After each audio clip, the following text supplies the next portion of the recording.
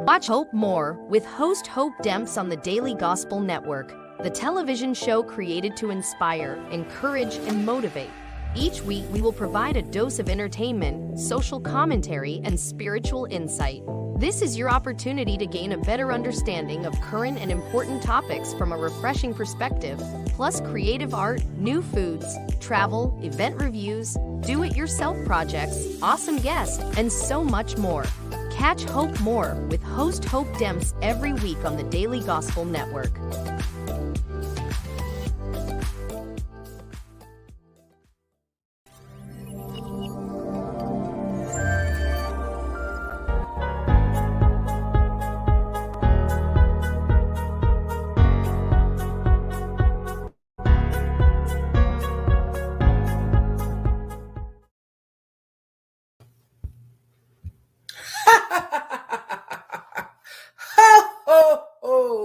Merry Christmas. Hello, my Hope family. This is Hope Dent, but for this particular moment, this is Mrs. Santa Claus. I am the younger new wife because Santa Claus changes his wife every few hundred years, and so he had to upgrade. He take a little chocolate, or what they say, you go black, you can't go back. Well, little Saint Nick is doing what he does, which is usually eating and watching sports, while I, like every wife, good wife, I'm doing all the work and he's getting the credit. So I'm tired. I've been wrapping these toys, these bad old kids, and I got my naughty and nice list so far. Leroy and Chester, you're not getting anything. Not Chester Demps. Chester Demps gonna get everything. My nice list looks really, really, really, I don't know. Who am I gonna put on the nice list? If I should put you on the nice list, let me know down in the comments. I think Anthony, Lisa.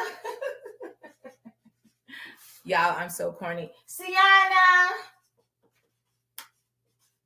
So Anthony, Lisa, and Sienna, y'all gonna get some gifts right now. So that's an end scene. So you guys, welcome to the Hope More Show. It feels like Santa Claus factory up in here. So what I need you guys to do, because this is a very special show. This is our first annual online costume party. Woo, woo.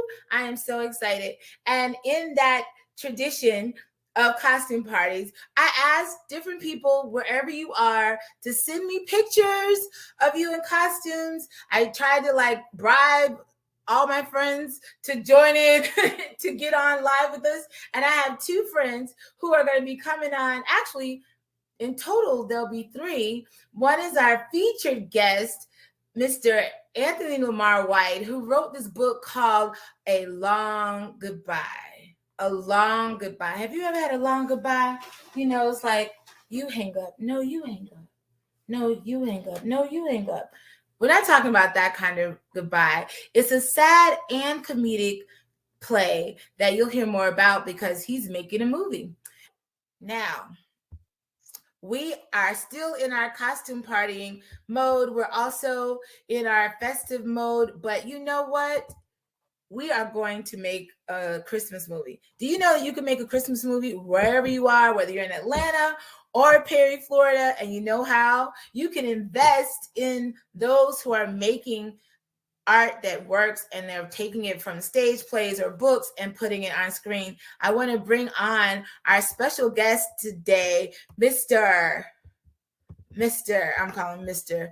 Anthony Lamarr White. I'm going to have to pay you overtime. I'm not going to keep you long. And that segment went a little bit longer because I think I've been writing most of my life. In fact, Sienna's mom is probably the reason I began writing. We were in third grade, and she was the smartest girl in class, smartest person in class. And I was always competitive, kind of, where I wanted to be. If I wasn't as smart as you, I wanted to be right there with neck to neck. So our third grade teacher gave her a book to read. And I was like, wow, give me a real book, and she gave me this book about Amelia Earhart. I read it, and I've been writing ever since. Was it the book that inspired you to write, or was it the story of Amelia Earhart and all that she accomplished in extraordinary times for women in any field of work? Or was it a little bit of both? A little bit of both. I think I just would, because it wasn't the Janet and Mark books that we were reading at the time. It was a real book. And I was amazed that I actually read the book, and after I read it, I was like, I'm going to start writing. I wrote my first thing was a short story called To Leave Someone You Love. I don't know what an 8-year-old was writing that kind of serious story, but it was about a recently married couple, and the husband tries to save someone at the beach on their honeymoon and drowns. And my mom was like, where did this come from? So I know, 8 years old. Tell me about it. Wow, you know what? I remember, Anthony, writing as a kid in third grade. Wait, Gladys Morse has third and fourth grade. So fourth grade, yes. We would have weekly writing competitions. And it's funny, I remember the name of most of my teachers, but my fourth grade teacher, she's blocked in my head because of a number of reasons. But we would have writing contests every week. And I started winning every week to the point that it was like, Hope, you need to let someone else win. But then my imagination was like going so wild that I was like talking about this woman having children out of her ears. And she called my mama like, you need to make sure your daughter knows how children are born, which I did. I was just being creative. But I remember how freeing it was to write at that age.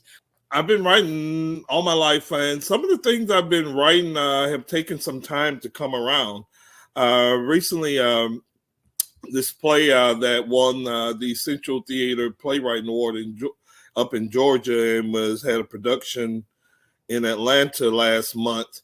I actually wrote that play about 20 years, the first draft of it about 20 years ago.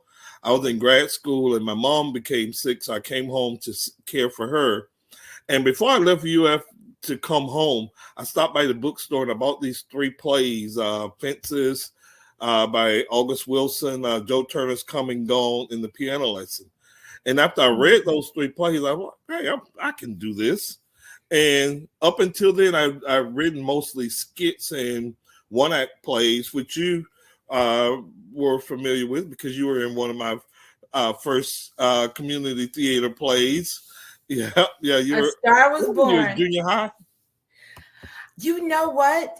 I think I may have been in junior high. That sounds correct. Yeah, it was 87.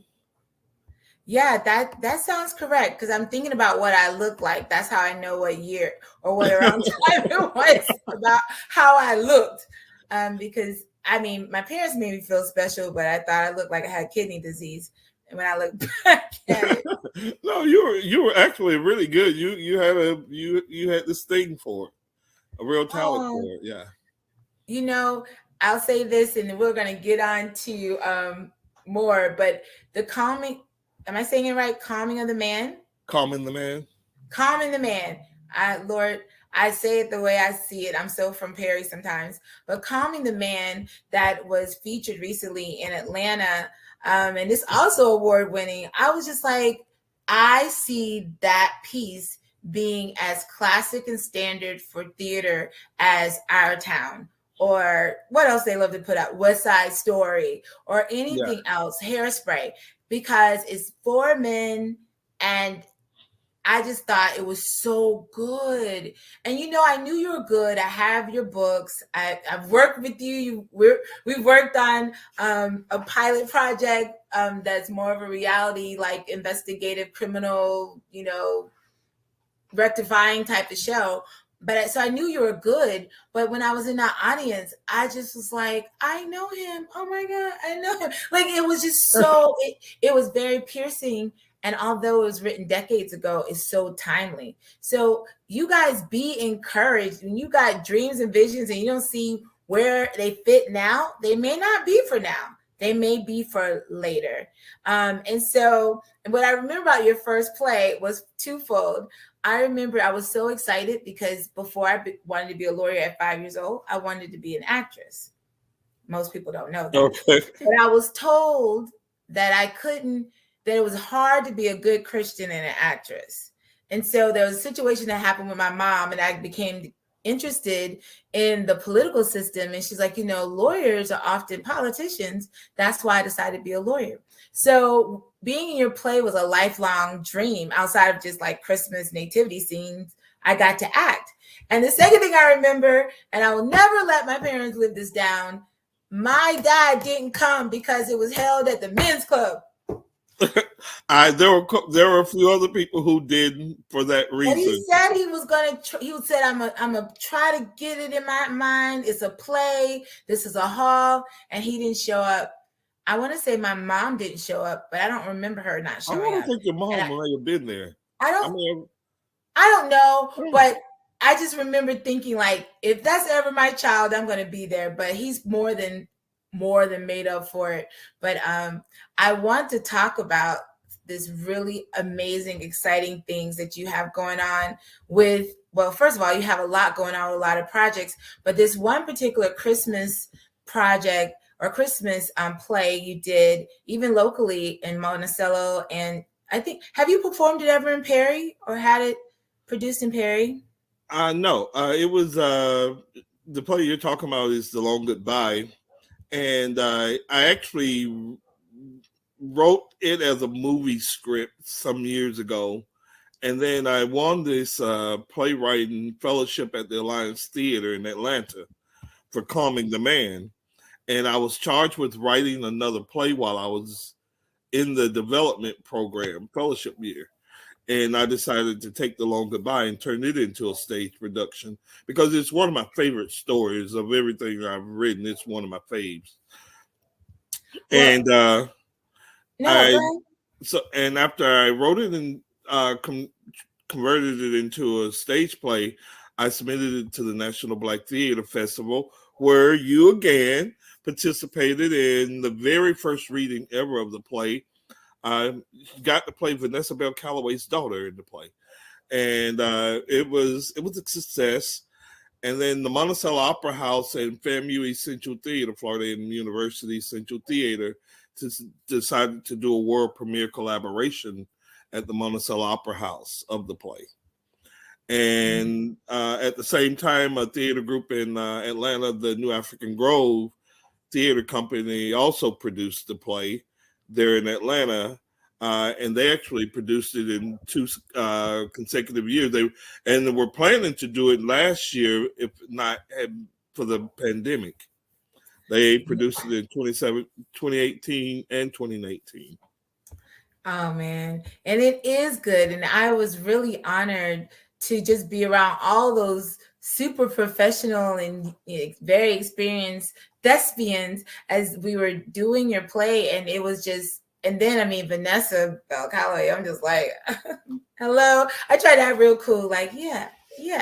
But it was really awesome. And so thank you so much for asking me to participate, because we also had another Perry homegrown person participate. And his name just slipped me. Tony Lane. So we were representing, and I told Anthony that he's inspired that going in 2022, I'm gonna start having a segment called Tailor Made, and we're gonna highlight extraordinary residents and former residents of Taylor County, because people are doing great things. And you and I, interesting enough, I started my journey of getting more into theater at your play, but you and I both transplanted to Atlanta, and around the same time relocated, even if temporarily or shared locations, back to Perry, Florida. And I was like, Lord, there is a reason for this. And I do think a part of that reason is to help inspire another generation of artists and industrious people who see their lens is greater than maybe their present circumstance, but still have a love for their hometown. And I want to see more Anthony Lamarrs, Hope Demps. I mean, we're humble, but we're big deals. Sienna Reeves, who's singing, and she's in North Carolina doing amazing things. She is amazing. So we want to come back home and love on our families and encourage people, not necessarily even to move, but just to know that your dreams are not limited to where you are. You've been in Perry, but now you got this, you working on a movie deal. Yeah. In Perry. Well, yeah. You got the internet and a phone. Well, that came about because when I was in Atlanta, I produced a talk show for Reverend Creflo Dollar called Your World with Creflo. And one of the people I met while I was working there was our guest coordinator, a young lady named Jennifer Persima. I've never seen someone who was so ambitious and had so much energy. Now she's and she was doing that for Dr. Dollar, but then she went to doing all these things on her own. She filmed a TV pilot that Hulu just picked up, and she just shot a reality show. She's done so much, and she was like, with all your stuff, don't wait for someone to do it. You can do it. And that gave me the motivation to take the long goodbye and begin this quest to turn it into a movie.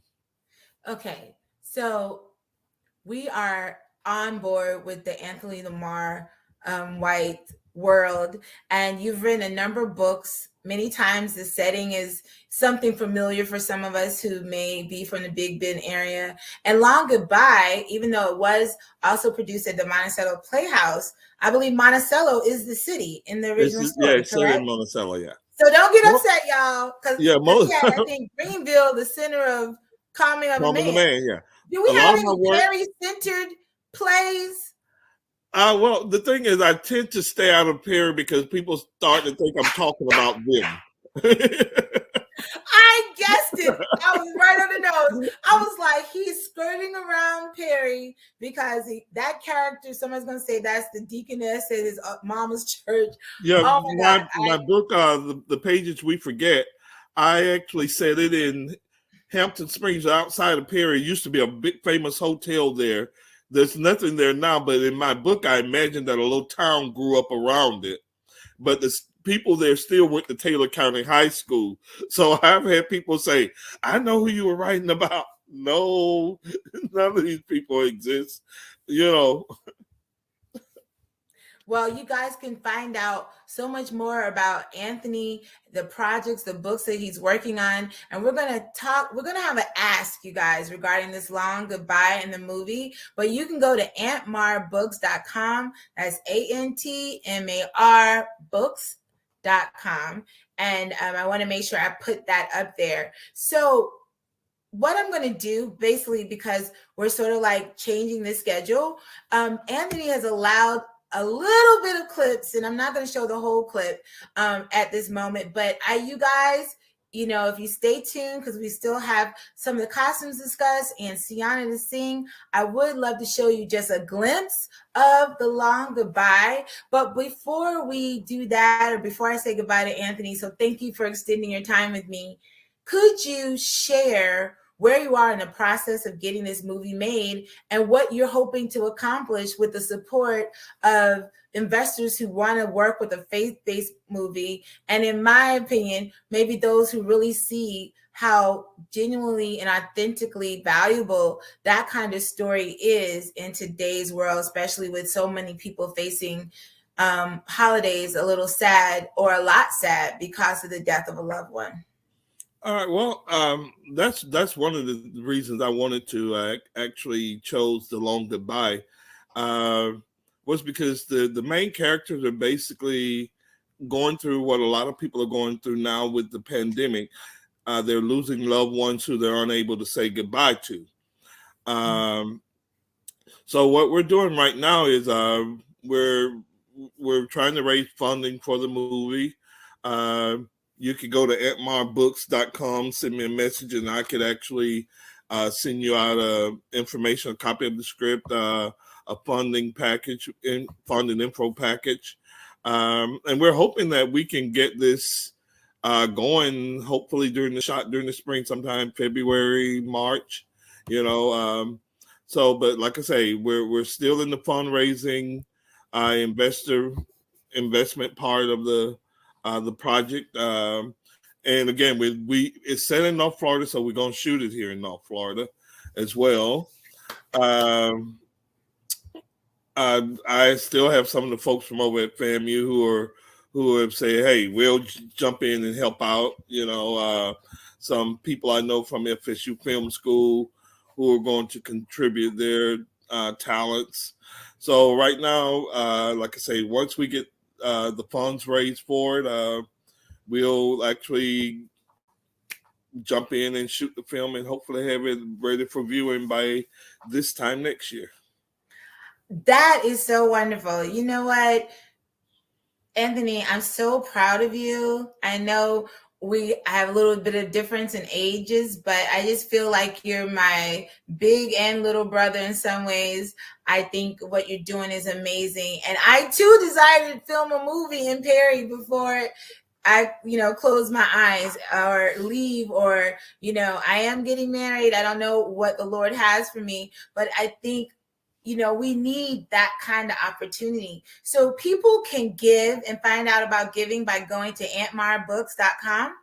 Yes, go to antmarbooks.com and you can find out information and send me a message, and I could forward you the full investment package and the script if you're interested in reviewing the screenplay. And you know what? I want to say to you that anything that Hope More can do to help push those efforts, maybe we have to come up with some creative fundraiser. Maybe we could do a telethon. I don't know. But I believe not only will your film be successful, but to really highlight, great storytelling from a local artist is so important. I think you're creating a path. I think about the church. Well, not the church. Well, it was a church that initially supported, but that movie Facing the Giants, and they've had subsequent like the Love Challenge. Sherwood up in Albany. Yes. Yeah. I mean, it highlights Albany. Yeah. Albany, y'all. So, I mean, it's created an industry in Albany. People from Hollywood are going to talk to those brothers in Albany about faith-based films.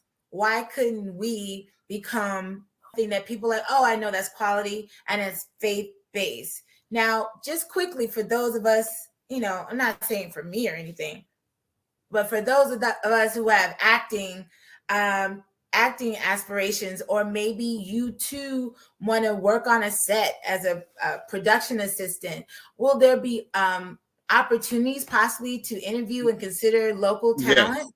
Yes.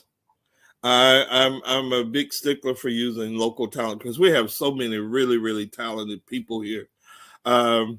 I was already saying to myself, well, I don't really have to worry about a soundtrack because we got folks like my cousin Carlotta, we got Sienna, Caleb, we have all these people who can just sing. Oh, the soundtrack may outsell the movie at first. It'll be like Preacher's Wife or The Bodyguard, because we do have some Whitney Houston level talent here. You know what? You got to use it all. Yeah. You got to use it all. And I'm sure that all the areas, Monticello, Greenville, Big Bend, Jefferson, Taylor, even Leon County would open wide, their arms for your project. But right now, guys, what he needs is some cash. He needs some investors. And so please go to antmarbooks.com, and you may be saying like, well, my investment would only be a little bit. A little bit can go a long way. And maybe it's not your money that you can consider, but if you have a business, or sometimes employers have special pet projects, if this fits that, consider bringing us on. We have to like cross promote and cross assist, because what your leads are, Anthony, may be great for someone else, but they may have a door. Like all you need is one person to really be like, here you go, 6 figures. Because if we get to that $100,000 budget, you have a celebrity who's already attaching themselves to the project if the budget can be met. And that's Raydon Chong. Am I saying it right? Yes. Yeah, I love how you call her the 80s it girl. She had the curly hair. Yeah, she actually paved the way for Halle Berry and all these people to come behind her because she was an African-American woman who got to star along beside Arnold Schwarzenegger, and she was in The Color Purple, played Squeaky. Squeak. I think Squeak was her name. She's like, Harpo, what about me? Well, yeah, that's her. Yeah. And so she paved the way for actresses behind her like Halle to come along and be able to act outside of that mold that was set for African American women, you know. Well, I think that she would be perfect for it. And actually, people may even be surprised at how many people that's in your little black book, because you are a really great talent and people recognize it. That's why they're like, hey, come up with the show concept, come up with this, come up with that. So guys, go to antmarbooks.com. And before I let you go, Anthony, thank you for being on the show. I didn't ask you, well, two things. I didn't ask you what's your costume and what inspired it, and what's your favorite Christmas movie. And while you're saying that, I'm also going to look, because you got some people giving you shout outs in the comments, and I want you to get your flowers while you're good and living. So tell us, what's your costume? Well, I want it to be a gift because that's my favorite part of the holidays. I love gift giving. I love giving gifts. And so I decided to be a gift. And so there's my bowl. I was actually looking for a card to put on to say to, but I couldn't. My favorite Christmas movie, actually, I have two. Okay. I love. I'm a big fan of "It's a Wonderful Life." In fact, the pitch for "The Long Goodbyes" through the good times, through the bad times, it's still a wonderful life. So it's one of my favorites. I watch it 5-6 times every Christmas season. And my other favorite, I love The Best Man Holiday too, but my other favorite though is Almost Christmas with Danny Glover and Monique Monique. and I love, Gabrielle. yeah, I love it, and I've already watched it about 5 times this season already. I don't know You what it know, is about it, but I really love that movie. that church scene, look very closely in the choir. You may see somebody you know. Okay. Yeah, that was an easy $400, and it was fun. And we got to sing. David Talbot wanted to have live singers, and so I snuck me and like several of the praise team members in that Okay. particular. So it was like, "Hi, Danny. Hi, Gabby." Yeah, And I she's didn't know really this. I'm glad tiny. you told me that, and I'll watch it again tonight and look for it. You probably won't see me. Like when I watch it, I'd be like freezing it. Like, wait a minute, that dark point right there. So I'm so far have been in 2 movies in the choir scene, so it'll be accomplished. One day I'll have a solo or a speaking part, not a singing part. But thank you, Anthony, so much. So you know what? Thank you guys for watching. I thank you, Anthony, for being on the show. And people are just so proud of you. Like literally, Miss Shakuta Michelle, she says that she admires you. You are gifted and talented. Yes, I love it. And I love the fact that you inspire other people to be proud of this town. Carla, thank you for commenting. Yes, we do have talented people like this. Miss Leola would be proud. Yeah, that was our 4-H leader, Carla and I. Yeah. Miss Even Leola, Shakira. yes. Oh, we get a shout out from the Grand Madame, Betty Hughes herself. Hello, Miss Hughes. Thank you so much. You got people going wow over here. Thank you. Oh, that's Cletus's wife. Good to see you guys. Welcome back home. I saw that Miss Betty says she endorses a long goodbye. It was awesome. It's definitely an awesome story. And everybody's just so proud. I guess you also were classmates with her. She's proud of you. I told you she was the reason I was really good in the books and everything because she was the smartest and I didn't want her to be smarter than me. Wow. Everybody needs a Shakuta Michelle Hughes in their life. It'll push you on. First, because you could have easily gotten jealous and just stayed there, but you're like, wait a minute. There was something in you that was sparked, like if she can do it, maybe I can do it, even though I've yet to do it. And then to complete that book just totally change your trajectory. Tell you guys what you read will change your life. And Carla agrees that a fundraiser would be awesome. And so you guys, I know one of the numbers that we're trying to hit is at least 100,000. I pray that you get more than enough to do everything you want to do, including taking it to festivals and a lot of people don't know that's often how movies get funded. Is often even a smaller scenes or small movie, and they go to festivals and someone bankrolls it to a big one. I pray it gets all the success it needs. And Watch yes, Hope Carla. More with host Hope Demps on the Daily Gospel Network, the television show created to inspire, encourage, and motivate. Each week, we will provide a dose of entertainment, social commentary, and spiritual insight. This is your opportunity to gain a better understanding of current and important topics from a refreshing perspective, plus creative art, new foods, travel, event reviews, do-it-yourself projects, awesome guests, and so much more. Catch Hope More with host Hope Demps every week on the Daily Gospel Network.